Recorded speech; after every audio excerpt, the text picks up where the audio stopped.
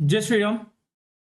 तो हमारा आज ज्योग्राफी का जो चैप्टर चल रहा है, चैप्टर 5 के बारे में आपको बताने जा रहे हैं। पूरा डिटेल में बताएंगे। इंडस्ट्री क्या होती है, उसमें हम क्या क्या देखेंगे। उद्योग यानी इंडस्ट्री, उद्योगों का वर्गीकरण देखेंगे।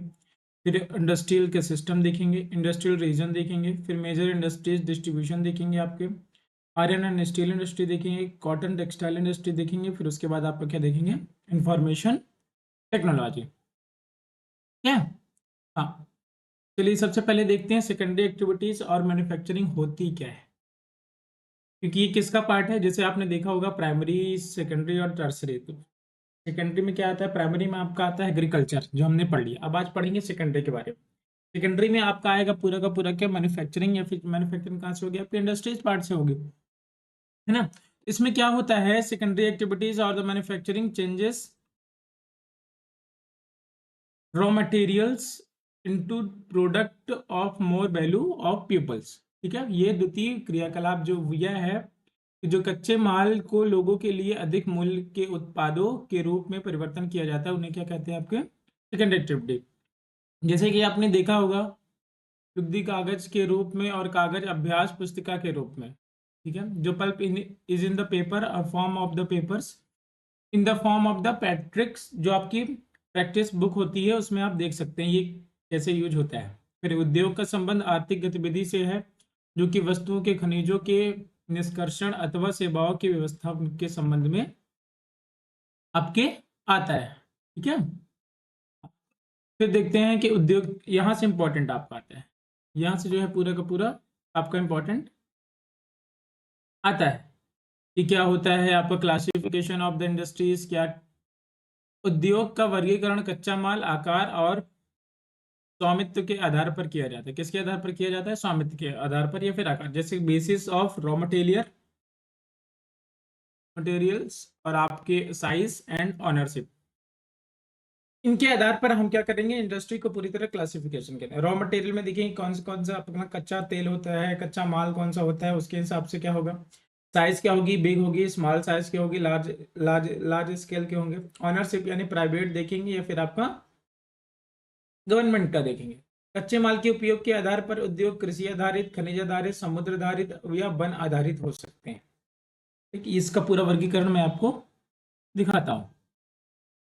ये देखिए, उद्योगों का वर्गीकरण। ये टेबल जो भी कंपटीशन लेवल की तैयारी कर रहा है, वो टेबल, ये वाली पूरी की पूरी टेबल बना लेगा। ठीक है, ये टेबल आपको बनाने से क्या होगा,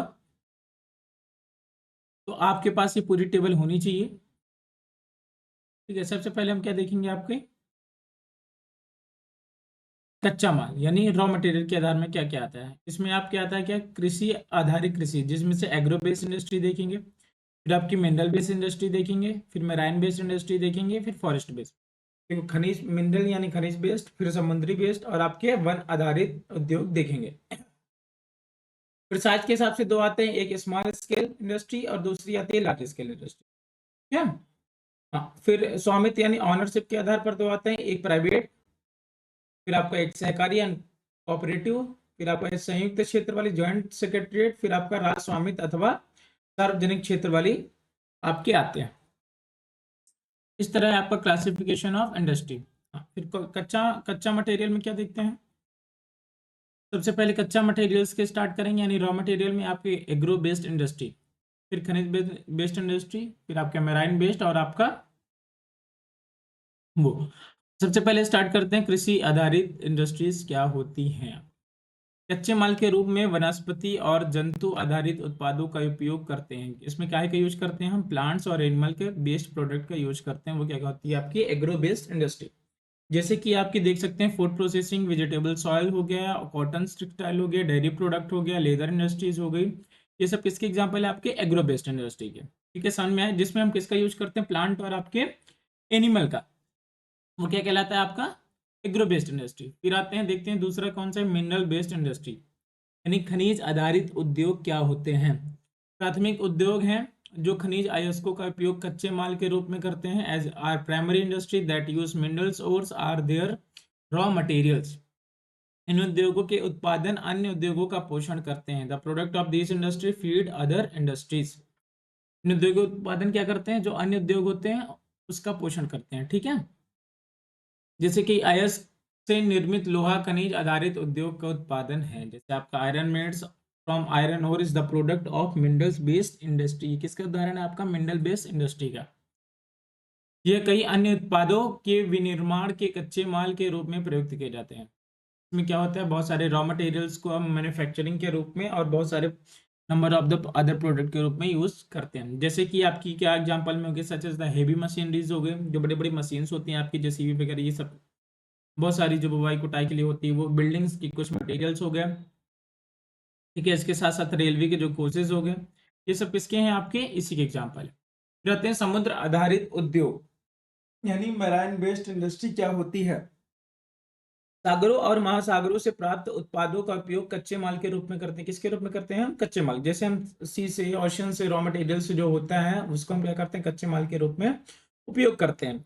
समुद्री खाद्य प्रसंस्करण उद्योग और मत्स्य तेल निर्माण इसके कुछ उदाहरण हैं। इंडस्ट्रीज प्रोसेसिंग सी फूड और manufacturing fish oil are some example. किसके एग्जांपल? आपके मैराइन बेस्ड इंडस्ट्री के। वन आधारित उद्योग में क्या आता है? फॉरेस्ट बेस्ड इंडस्ट्री में वनों से प्राप्त उत्पाद का उपयोग कच्चे माल के रूप में करते हैं। इसके रूप में करते हैं, जो हम वन से पाते हैं उसको हम क्या करते हैं? कच्चे माल के रूप में उपयोग करते हैं। जैसे कि आप देख सकते हैं क्या क्या बनवाते हैं, फर्नीचर बनवाते हैं लकड़ी से, जो कि लकड़ी का यूज करते हैं। फार्मा, जो पेड़ पौधे से वो तो फार्मा के लिए काम में आता है। पल्प पेपर के लिए भी काम आते हैं, पूरे बिल्डिंग्स के लिए भी आते हैं। इस तरह ये हमारे हो गए। अब देखते हैं दूसरा टाइप, साइज के आधार पर। साइज के आधार पर हमने कितने भागों में बांटा है? 2 भागों में बांटा है। एक है स्मॉल स्केल और दूसरा है large scale. It refers the amount capital invest, number of the people employed, the volume of the production. उद्योग के आकार का तात्पर्य निवेश की गई पूंजी की राशि, नियोजित लोगों की संख्या और उत्पादन की मात्रा से है। इससे हम पता करते हैं कि किसमें कौन से साइज का कैसा है। जैसे कि बेस्ड ऑन द साइज में आप देख सकते हैं इंडस्ट्री कैन बी कितने पार्ट में? 2 पार्ट में, एक स्मॉल स्केल इंडस्ट्री और एक आपका लार्ज स्केल इंडस्ट्री। सबसे पहले देखेंगे हम स्मॉल स्केल इंडस्ट्री के बारे में। स्मॉल स्केल इंडस्ट्री होती क्या है? ठीक है। हाँ, तो कुटीर या घरेलू उद्योग छोटे पैमाने में उद्योग होते हैं। इसमें क्या होता है? जैसे कॉटेज हो गया, हाउस होल्ड इंडस्ट्रीज हो गई, ये सब किसके हैं? स्मॉल स्केल इंडस्ट्री के आपके टाइप्स। जैसे कि इसमें क्या क्या होता है? Where the product are manufactured by hand by the artisan, मतलब जिससे हम अपने हाथों से बनाते हैं कोई भी चीजें, है ना। जैसे कढ़ाई करना, ये वो करना, ये सब अपन क्या करते हैं? कपड़े में कढ़ाई वगैरह ये हाथों से करते हैं। तो ये क्या है? स्मॉल इंडस्ट्री के अंदर। सिलाई उलाई करना, ये सब किसके अंदर है? स्मॉल स्केल इंडस्ट्री के अंदर आता है। जैसे कि बास्केट, यानी जो बास्केट की वीविंग वीविंग करते हैं, पोल्ट्री अपन बनाते हैं और हैंडीक्राफ्ट करते हैं, वो कॉटन इंडस्ट्री के कुछ उसमें। तो ये किसके पार्ट है? सब आपकी स्मॉल स्केल इंडस्ट्री के हैं। रेशम बुनाई और खाद्य प्रक्रमण उद्योग लघु पैमाने के उद्योग हैं। सिल्क वीविंग और फूड प्रोसेसिंग इंडस्ट्री किसके हैं? आपके स्मॉल स्केल के। फिर आता है आपका large scale industries. Large scale industry क्या है? बड़े पैमाने के उद्योग जो बड़ी मात्रा में वस्तुओं का उत्पादन करते हैं, उन्हें क्या कहते हैं? लार्ज स्केल इंडस्ट्री कहा जाता है। Large scale industry that produce large volumes of the product is known as the large scale industry. बड़े पैमाने के उद्योगों में पूंजी का निवेश होता है अधिक और प्रयुक्त प्रौद्योगिकी उच्च स्तरीय होती है। Invest of the capital is higher and the technology used is superior in large scale industry. उनकी तुलना में छोटे पैमाने के उद्योग कम पूंजी व प्रौद्योगिकी का उपयोग करते हैं। ठीक है, compare to them small scale industry use less capital and technology. फिर ऑटोमोबाइल और भारी मशीनों का उत्पादन बड़े पैमाने में के उद्योग में करते हैं। कैसे कि production of automobiles and heavy machinery आज लार्ज स्केल इंडस्ट्री के अंदर आते हैं। स्वामित्व के आधार पर उद्योगों को निजी क्षेत्र, राज्य स्वामित्व अथवा सार्वजनिक क्षेत्र, संयुक्त क्षेत्र और सहकारी क्षेत्र में वर्गीकृत किया गया है ऑनरशिप के आधार पर। ठीक है, कौन सा होगा? सबसे पहले एक आपका प्राइवेट प्राइवेट सेक्टर की इंडस्ट्री, स्टेट डाउन या पब्लिक सेक्टर की इंडस्ट्री, जैसे आपका पीएसयू वगैरह देख सकते हैं आप, है ना। फिर ज्वाइंट सेक्टर की इंडस्ट्री, संयुक्त क्षेत्र की, फिर आपकी कॉपरेटिव सेक्टर। इस तरह हमने आपको क्या क्या पढ़ा दिया? 3 पार्ट में आपको पढ़ा है। ठीक है, सबसे पहले एग्रो बेस्ड इंडस्ट्री, फिर दूसरा साइज के आधार पर, अब तीसरा आपका ऑनरशिप के आधार पर। तो इसमें देखते हैं क्या आता है। सबसे पहले ऑनरशिप के आधार पर प्राइवेट सेक्टर क्या होता है? निजी क्षेत्र के उद्योगों का स्वामित्व और संचालन या तो एक व्यक्ति द्वारा या व्यक्तियों के समूह द्वारा किया जाता है, वो क्या कहलाते हैं? आपके प्राइवेट सेक्टर के होते हैं। जैसे पीवीटी एलटीडी देखते हैं, प्राइवेट लिमिटेड, वो आपकी इसी के अंदर आती है। ठीक है, फिर दूसरा आता है स्टेट डाउन या पब्लिक सेक्टर, जो कि इसमें क्या होता है? सार्वजनिक क्षेत्र के उद्योगों का समूह स्वामित्व और संचालन सरकार द्वारा होता है। किसके द्वारा होता है? ये सरकार द्वारा होता है। वो क्या कहलाता है आपका? स्टेट ओन और पब्लिक सेक्टर इंडस्ट्री। जैसे कि हिंदुस्तान आपका HAL आप देख सकते हैं, स्टील अथॉराइज्ड ऑफ इंडिया, गेल, भेल, सेल, ये सब क्या है आपके? स्टेट ओन और पब्लिक सेक्टर की इंडस्ट्री है। जैसे फिर आता है जॉइंट सेक्टर इंडस्ट्री। संयुक्त क्षेत्र के उद्योगों का स्वामित्व और संचालन राज्यों और व्यक्तियों अथवा व्यक्तियों के समूह द्वारा होता है। ठीक है, जैसे कि इसमें मारुति उद्योग लिमिटेड है, ये किसका एग्जांपल? आपका ज्वाइंट सेक्टर इंडस्ट्री। डायरेक्ट पूछ लेता है, एग्जांपल देके पूछ लेगा। क्या बताइए किसका? गेल भेल किसके उदाहरण है? मारुति उद्योग किसके उदाहरण है? ये बिल्कुल आप नोट बनाते जाइएगा, है ना। और PDF चाहिए तो हमारे टेलीग्राम चैनल में इसका PDF आपको मिल जाएगा। फिर आपका आता है सहकारी क्षेत्र यानी कोऑपरेटिव सेक्टर की। सहकारी क्षेत्र के उद्योगों का स्वामित्व और संचालन कच्चे माल के उत्पादकों या पूर्तिकारों, कामगारों अथवा दोनों द्वारा किया जाता है। Industries are owned and operated by the producer और सप्लायर और ऑफ रॉ मटेरियल्स, वर्कर और बोथ। ठीक है, इसमें सबके द्वारा किया जाता है। फिर आनंद मिल्क यूनियन लिमिटेड एवं सुधा डेयरी सहकारी उपक्रम के उत्तम उदाहरण है। आनंद मिल्क यूनियन हो गया आपका लिमिटेड, जिसे हम कहते हैं अमूल। ठीक है, अमूल भी आपका क्या है? आनंद मिल्क यूनियन लिमिटेड, जिसे हम अमूल कहते हैं। सुधा डेयरी, ये सब किसके उदाहरण है? आपके कोऑपरेटिव सेक्टर के। देखते हैं उद्योगों का फैक्टर अफेक्टिंग लोकेशन। अब लोकेशन में क्या क्या फैक्टर अफेक्टिंग होते हैं, ये बहुत इंपॉर्टेंट है। सबसे पहले ये पता होना चाहिए कि वहाँ आसपास आपके पास में क्या मिल जाए? कच्चा माल मिल जाए। ये तभी तो आप इंडस्ट्री लगा सकते हैं। फिर कच्चा माल के लिए इजीली तौर पे आपके श्रम जो लेबर्स होते हैं वो मिल जाए।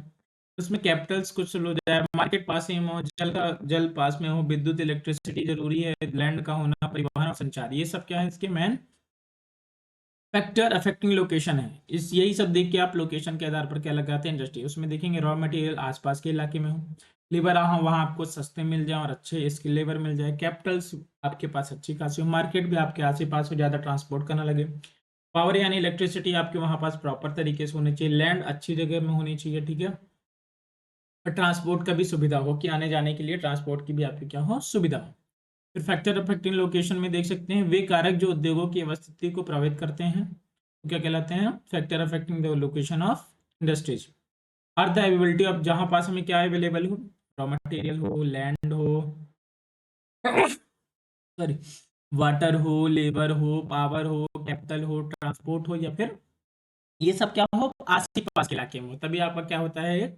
अच्छी तरीके से इंडस्ट्री आपके काम करती है। Industry are situated where the some of the factors are easily, जहां पास क्या हो? ये जब फैक्टर्स हैं सब क्या हो? इजिली तरीके से अवेलेबल हो जाए। ठीक है, कभी कभी सरकार कम दाम पर विद्युत उपलब्धता, माल, श्रम पूंजी, बाजार, कम परिवहन लागत तथा अन्य अवसंरचना संरचना जैसे प्रोत्साहन प्रदान करती है। Sometimes the government provides incentives like subsidies, powers, lower transport cost and other infrastructure, ठीक, ताकि पिछड़े क्षेत्रों में भी उद्योग स्थापित किया जा सके। इससे क्या होता है कि जो हमारे पिछड़े क्षेत्र है उसमें क्या हो जाए? उद्योग को स्थापना की जा सके। इंडस्ट्रीज सिस्टम में देखते हैं औद्योगिक तंत्र में निवेश, प्रक्रम और निर्गत शामिल है। क्या क्या शामिल? An industry system consist of the input, process and output. निवेश में कच्चे माल, श्रम और भूमि की लागत, जल की उपलब्धता, परिवहन, विद्युत और अन्य अवसंरचना भी शामिल आपके होती है। ठीक है, प्रक्रम में कई तरह के क्रियाकलाप शामिल हैं। The process included in wide range of activities that convert the raw material into finish product. ये क्या करते हैं? रॉ मटेरियल को क्या करते हैं? फिनिश प्रोडक्ट में कन्वर्ट करते हैं आपके। क्या? In cases of textile industry input, the may be cotton, human labor, factor, transports and cost. Industrial region देखते हैं औद्योगिक प्रदेश। औद्योगिक प्रदेश का विकास तब होता है जब कई तरह के उद्योग एक दूसरे के निकट, जैसे कि आप देखते हो पहले एक दुकान रहती किसी भी मार्केट, धीरे धीरे करते करते दुकानें खुलती रहती वो हो जाती है पूरे। तो उसी तरह इंडस्ट्रीज होती है। पहले एक इंडस्ट्री हुई, फिर उसके बाद और लगने लगी अगल बगल, फिर इस तरह से क्या हो जाता है? वो औद्योगिक रीजन कहलाता है। और वे अपनी निकटता के लाभ में आपस में बांटते हैं। इससे क्या होता है? वो आपस में एक दूसरे से बांट लेते हैं। जैसे कहीं लोहे है की, सीमेंट की है, उसकी है, तो फिर आपस में ही अपना पूरा डील कर लेते हैं। इसके प्रमुख औद्योगिक प्रदेशों में पूर्वोत्तर अमेरिका, पश्चिम और मध्य यूरोप, पूर्वी यूरोप और पूर्वी एशिया है। कौन कौन से आपके north America, western central Europe है, ईस्टर्न यूरोप है और आपका ईस्टर्न एशिया। मुख्य औद्योगिक प्रदेश अधिकांशतः शीतोष्ण कटिबंधीय क्षेत्र, समुद्री पत्थरों के समीप और विशेष तौर पर कोयला क्षेत्र के निकट स्थित हैं। ठीक है, किसके निकट स्थित है? कोयला क्षेत्र के निकट। इंडस्ट्रियल रीजन में और देखते हैं, भारत में अनेक औद्योगिक प्रदेश जैसे मुंबई पुणे समूह हो गया आपका, ठीक है, Mumbai Pune cluster, Bangalore and Tamil Nadu region, Hooghly region, Ahmedabad Baroda region, चुटान नागपुर, छोटा नागपुर इंडस्ट्रीज बेल्ट, आपका Visakhapatnam, Guntur belt, Gurgaon Delhi, Meerut region, Kollam Thiruvananthapuram industry cluster, ये सब क्या आपके हैं? ये देख सकते हैं वर्ल्ड में, देखिए आप वर्ल्ड में क्या साइड देखते हैं, सबसे ज्यादा आपके अमेरिका के इस वाले बेल्ट में आपको इंडस्ट्री दिखेंगे। ठीक है, यहाँ देख सकते हैं आपके इंडस्ट्री, ये देख सकते हैं आप। अफ्रीका में जाएंगे तो आपके सहारा के पास आना पड़ेगा, आप देख सकते हैं।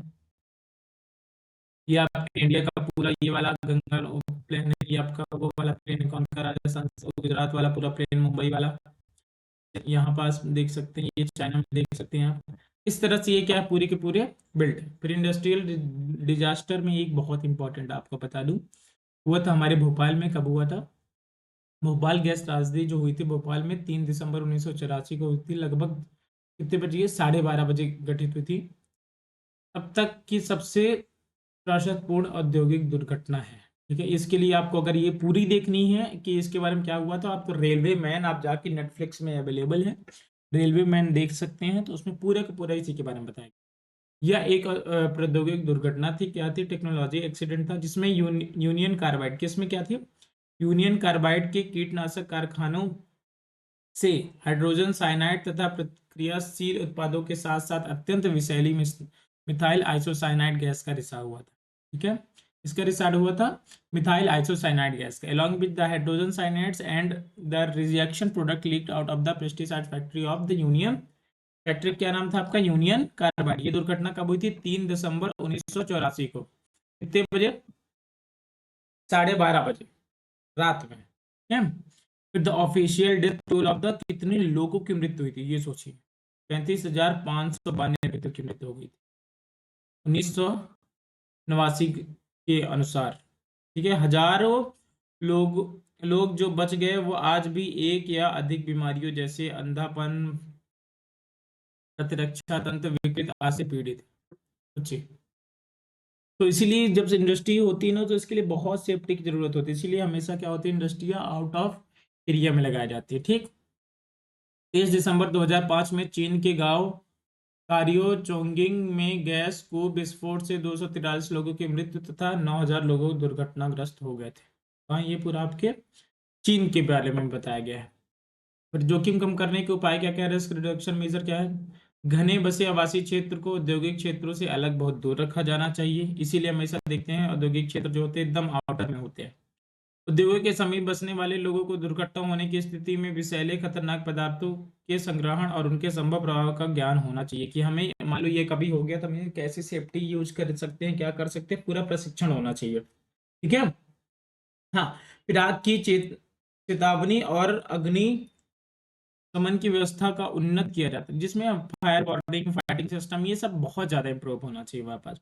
Storage capacity of toxic substance should be limited, जो हमारे टॉक्सिक सब्सटेंस हो उसकी स्टोरेज कैपेसिटी हमेशा लिमिटेड रखनी चाहिए। Pollution dispersion qualities in the industry should be improved, जो उद्योगों में प्रदूषण नियंत्रण के उपाय हैं उनके लिए क्या करना चाहिए? व्यवस्था करनी चाहिए। डिस्ट्रीब्यूशन ऑफ मेजर इंडस्ट्री कैसे हम वर्ल्ड मेजर इंडस्ट्रीज आर, जैसे वर्ल्ड में कौन कौन से मेजर इंडस्ट्रीज हम डिस्ट्रीब्यूट करते हैं? Iron steel industry, textile, information and technology industry. 3 part में हम इसको डिवाइड करते हैं वर्ल्ड में। कौन कौन सी? एक आयरन एंड स्टील की हो गई, टेक्सटाइल हो गई मिल्स आपकी, और आईटी सेक्टर की हो गई। The iron and steel industry are the older industry, ये क्या सबसे older industry. While information and लोहा इस्पात उद्योग और वस्त्र उद्योग काफी पुराने हैं, जबकि सूचना प्रौद्योगिकी उद्योग एक नया उभरता हुआ आपका है। वह देश जिसमें लोहा इस्पात उद्योग स्थित है, जैसे कि जर्मनी हो गया, जर्मनी में आपके बहुत ज्यादा होती है, राव प्रदेश यही है। संयुक्त राज्य अमेरिका हो गया, चीन हो गया, जापान हो गया, रूस हो गया, ये सब क्या है आपके जगह है। वस्त्र उद्योग भारत, हांगकांग, दक्षिण कोरिया, जापान और ताइवान में सबसे ज्यादा है। कहाँ है? इंडिया है, हांगकांग है, साउथ कोरिया है, जापान और ताइवान। सूचना प्रौद्योगिकी के मुख्य केंद्र कहाँ है आपकी? कैलिफोर्निया। इसीलिए देखते हैं जितने भी आपको आईटी सेक्टर के सब कुछ दिखेगा, गूगल, माइक्रोसॉफ्ट, ये आपको कहा दिखेगा कैलिफोर्निया में। इसे क्या कहा जाता है? Silicon city. कैलिफोर्निया के कहाँ है? आपके सिलिकॉन सिटी में। और भारत के बेंगलोर में। भारत के कहाँ है? बेंगलोर। इसीलिए बेंगलोर को क्या जाता है? Silicon city of India. किसे? बेंगलोर को। हाँ। Emerging industries are also known as the sunrise industry. जो आपकी उभरते हुए उद्योग है उन्हें क्या कहा जाता है? सनराइज उद्योग के नाम से भी जाना जाता है। These include information technology, wellness. इसमें क्या क्या है? इसमें प्रौद्योगिकी, स्वास्थ्य लाभ, सत्कार, ये सब क्या आपके सनराइज उद्योग कहलाते हैं, क्योंकि ये धीरे धीरे प्रगत हो रहे हैं। फिर आता है आपका दूसरा स्मेल्टिंग, यानी क्या होता है? प्रगलन। यह एक ऐसी प्रक्रिया है जिसमें धातुओं को उसके अयस्कों द्वारा गलनांक बिंदु से अधिक तपाकर निष्कर्षित किया जाता है। फिर देखते हैं डिस्ट्रीब्यूशन ऑफ मेजर इंडस्ट्री में। सबसे पहले आपको बताएंगे आयरन इंडस्ट्री के बारे में, फिर कॉटन इंडस्ट्री, फिर आपका इंफॉर्मेशन। आयरन इंडस्ट्री कहाँ है? जमशेदपुर, जो आपके इंडिया में झारखंड में है। पीटर्सबर्ग, ये आपकी कहाँ है? ये पूरे वर्ल्ड का है। ये ऊपर वाला इंडिया वर्ल्ड। हाँ, अहमदाबाद आपके इंडिया में कॉटन इंडस्ट्री, और शाखा में आपके कौन सा है? टेक्सटाइल। फिर बेंगलुरु आपका कहाँ है? इंडिया में। सिलिकॉन वैली आपकी कहाँ? यूएसए में। एक एक करके पढ़ते हैं। सबसे पहले पढ़ेंगे iron industry, iron and steel industry के बारे में। अन्य उद्योगों की तरह लौह इस्पात उद्योग में भी बहुत से निवेश, प्रक्रम और निर्गत शामिल है। Like other industries, iron and steel industry to comprise various input, process and output. ठीक है, यह एक पोषक उद्योग है जिसके उत्पाद अन्य उद्योगों के लिए कच्चे माल के रूप में प्रयुक्त किए जाते हैं। This is the feeder industry whose product are used as raw material for other industries. उद्योग के लिए निवेश में श्रम, पूंजी, स्थान और अन्य अवसंरचना के साथ साथ लौह अयस्क, कोयला, चूना पत्थर कच्चे माल के रूप में भी शामिल होते हैं। फिर लौह अयस्क के इस्पात निर्माण की प्रक्रिया में कई चरण शामिल हैं। बहुत सारे क्या है इसमें? चरण शामिल है। जैसे कच्चे माल को झोंका भट्टी में रखा जाता है, जहां यह प्रगलित होता है, और इसके बाद ये क्या होता है? परिशोधित। जैसे the raw material is put in the blast furnace. कहाँ रखा जाता है? आपके ब्लास्ट फर्नेस। वेयर ये क्या होता है? स्मेल्टिंग होता है, और ये क्या होता है? फिर उसके बाद रिफाइन किया जाता है। फिर प्राप्त उत्पाद इस्पात होता है, जो अन्य उद्योगों में कच्चे माल के रूप में प्रयुक्त किया जाता है। The output obtained in steels which में used other industries as raw material. इस्पात कड़ा होता है, इससे आसानी से काटा और आकार दिया जा सकता है। ठीक है, steel is tough and it easily B shaped, cut and edit into wire. फिर जैसे इसमें कौन कौन से होते हैं? एल्यूमिनियम, निकल, तांबा, अन्य धातु थोड़ी थोड़ी मात्राओं में इस्पात में मिलकर इनकी मिश्र धातुओं बनाती हैं। ठीक है, क्या बनाती है? मिश्र धातु। फिर मिश्र धातु इस्पात को असामान्य कठोरता, दृढ़ता और जंग प्रतिरोधक क्षमता प्रदान करती है। ये क्या करती है? Alloys gives steels unusual hardness, toughness और एबिलिटी टू रेसिस्ट रस्ट। जो हमारे रस्ट होते हैं उसके क्या करती हैं? रस्ट करते हैं। Steel is often called the backbone of the modern industry. ये डायरेक्ट पूछते हैं, backbone of the modern industry किसे कहते हैं? किसे कहते हैं? आयरन एंड स्टील इंडस्ट्री को। लगभग सारी वस्तुएं जिनका हम लोग उपभोग करते हैं वे या तो लोहा या इस्पात से बने हैं, अथवा इन धातुओं से निर्मित औजारों और मशीनों से बने हैं। ठीक। 1800 ईस्वी के पूर्व इस्पात उद्योग वहां स्थित है जहां कच्चा माल, विद्युत आपूर्ति और बहता जल आसानी से प्राप्त है। ये देख सकते हैं आप, जो कि भट्टी में लोहा कैसे होता है। बस लोहा इसके डाल जाता है, फिर इससे ऊपर ये लोहा इसके डाल रहा है, चूना पत्थर को झोंका भट्टी है, ये गर्म वायु धातु, इस तरह से पूरा ये किया जाता है। देखिए आपको एग्जाम्पल, 1800 से पूर्व क्या होता था? ये सब देखिए कहाँ है। फिर 1850 से 1950 तक सब उत्तर स्थिति आपकी थोड़ी सी दूर होने लगी। ठीक है। फिर आयरन स्टील इंडस्ट्री में और देखते हैं। बाद में उद्योग के लिए आदर्श स्थिति कोयला क्षेत्र में सभी नहरों की रेलवे के निकट थी। 1950 के बाद लौह इस्पात उद्योग समुद्र तल के निकट समाप्त सपाट भूमि के विशाल क्षेत्रों में केंद्रित होने शुरू हो गया। ऐसा इसलिए हुआ क्योंकि इस्पात निर्माण का कार्य इस समय तक बहुत विशाल हो गया था। विदेशों से आयात करना पड़ता था। किससे करना पड़ता था? विदेश। इसमें देखते हैं आयरन स्टील इंडस्ट्री में सबसे पहला क्या है आपका? जमशेदपुर। 1947 से पूर्व भारत में केवल एक इस्पात कारखाना जो Tata iron and steel company TISCO द्वारा है, टिस्को द्वारा इसकी स्थापना 1907 में हुई थी। ठीक है, टाटा टिस्को, ठीक है, भारत में ही जमशेदपुर में आपके। It was privately owned after independence government to insurance several. ये क्या है, पहले प्राइवेट किया जाता लेकिन इंडिपेंडेंस के बाद इसमें गवर्नमेंट के साथ होने लगा। झारखंड के स्वर्ण रेखा, कहाँ ये झारखंड से स्वर्ण रेखा खरकई नदियों के संगम के समीप सकाची, कहाँ साकची में सन 1907 में टिस्को की शुरुआत हुई। लेटर साक्षी का नाम क्या कर दिया गया, जमशेदपुर टाटा। ठीक है, भौगोलिक रूप से जमशेदपुर देश में लौह इस्पात केंद्र के रूप में सर्वाधिक सुविधाजनक स्थान आपके है। इसको कोझारिया कोयला क्षेत्रों से कोयला और उड़ीसा तथा छत्तीसगढ़ से लौह अयस्क चूना पत्थर डोलोमाइट और मैग्नीज प्राप्त होते हैं। क्या क्या प्राप्त होते हैं टिस्को से, coal from Jharia coal fields, iron ores, limestone, dolomite, manganese from Orissa and Chhattisgarh से। जमशेदपुर में टिस्को की स्थापना के बाद कई अन्य औद्योगिक संयंत्र भी स्थापित कर दिए गए। इनमें रसायन इंजनों में पुर्जे, कृषि उपकरण, मशीनों, टीन, चादरों, केबल, तार तथा उत्पादन भी किया जाता है। भारतीय उद्योग के लगभग सभी क्षेत्र अधिकांशतः अपने आधारभूत अवसंरचना के लिए लौह इस्पात उद्योग पर निर्भर है। फिर आता है पीटर्सबर्ग। ये कहाँ, it is the important steel city of the United state of America में। ये कच्चा माल जैसे कोयला पीटर्सबर्ग में ही उपलब्ध है, जबकि लौह अयस्क मिनेसोटा की लोहे की खानों से प्राप्त होता है जो पीटर्सबर्ग से लगभग 1500 किलोमीटर की दूरी में है। ओहियो, मोनो, गहेला और एल्बानी नदियों के पर्याप्त जल प्राप्त होते हैं। ठीक है, आज पीटर्सबर्ग में बहुत कम बड़ी इस्पात मिल बची है। ठीक है, बहुत कम बड़ी इस्पात मिल है। यह मिल पीटर्सबर्ग के ऊपर मोनोगहेला और एल्बानी नदी की घाटियों में तथा पीटर्सबर्ग के नीचे ओहियो नदी के सहारे में स्थित आपके हैं। ये देख सकते हैं यहाँ।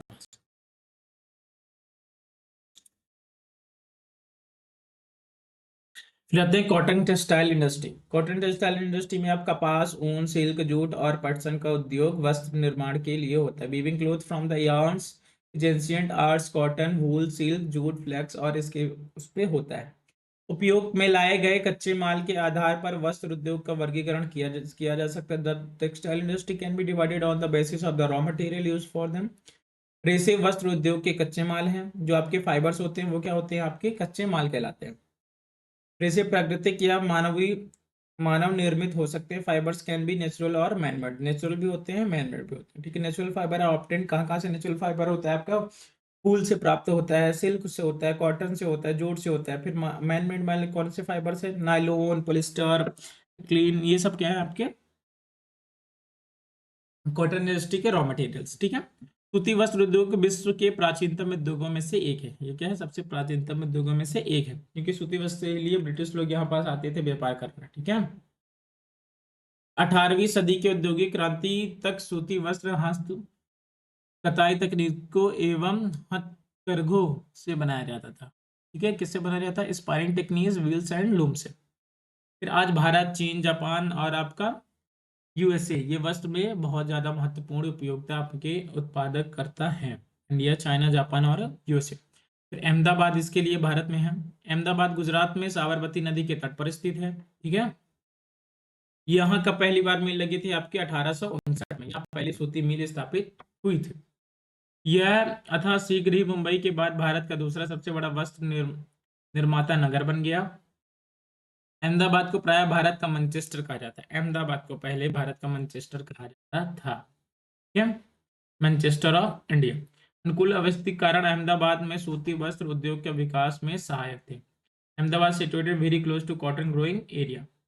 जलवायु कताई और बुनाई के लिए आदर्श है। के साथ साथ यहाँ providing easy access to market, जैसे मुंबई पोर्ट नियर है, फैसिलिटीज है, इंपोर्ट हो जाती थी, मशीनरी से एक्सपोर्ट हो जाता था पूरा का पूरा। परंतु हाल के वर्षों में अहमदाबाद की सूती मिलों की कुछ समस्याएं आ गई हैं।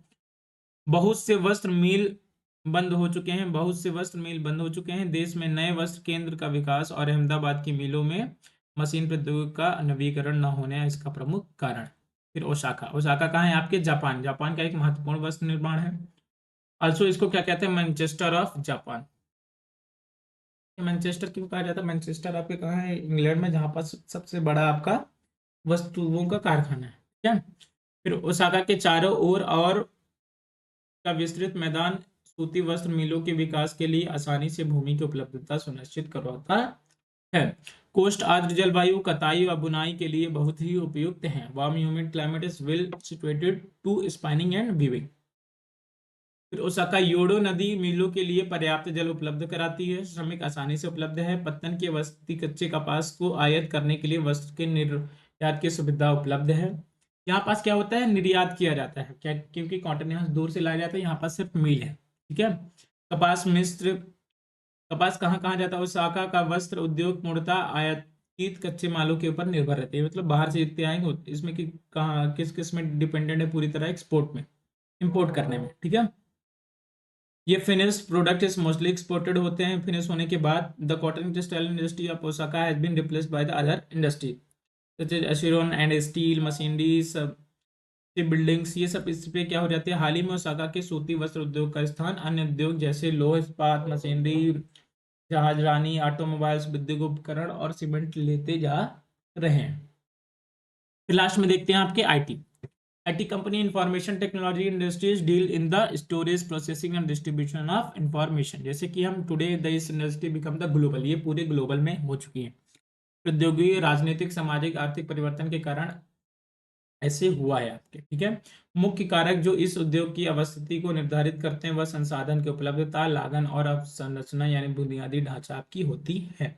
सूचना प्रौद्योगिकी उद्योग के मुख्य नवी क्षेत्र कैलिफोर्निया के सिलिकॉन घाटी और भारत के बेंगलुरु में स्थित है। Silicon valley of California is a part of the Santa Clara valley located next to Rocky mountain of the North America. इस क्षेत्र की जलवायु शीतोष्ण है। यहाँ शायद ही कभी तापमान 0 डिग्री सेंटीग्रेड से नीचे जाता। फिर आपका आता है बेंगलुरु। दक्कन पठार का अवस्थित है यह, जहाँ इसका नाम सिलिकॉन बेंगलुरु पड़ा। यह शहर वर्ष भर मृदु जलवायु के लिए प्रसिद्ध है। Climate mild climate throughout the year. भारत के महानगरीय केंद्रों में अन्य उभरते सूचना प्रौद्योगिकी नवी क्षेत्र जैसे कि मुंबई नई दिल्ली हैदराबाद और आपके चेन्नई। अन्य स्थान जैसे गुड़गांव पुणे तिरुवनंतपुरम कोच्चि चंडीगढ़ और ये सब आपके आते हैं। इस तरह से आपका चैप्टर 5 फिनिश होता है। चैप्टर 6 आपको पढ़ाएंगे। फिर इसके साथ साथ हमारी क्लास 6 से लेकर 12 तक की पूरी एनसीईआरटी पढ़ा रहे हैं। करंट अफेयर चल रही है, मैथ की क्लासेस आने वाली हैं। अगर वीडियो अच्छी लगी तो लाइक शेयर सब्सक्राइब कर सकते हैं। जय हिंद, जय श्री राम।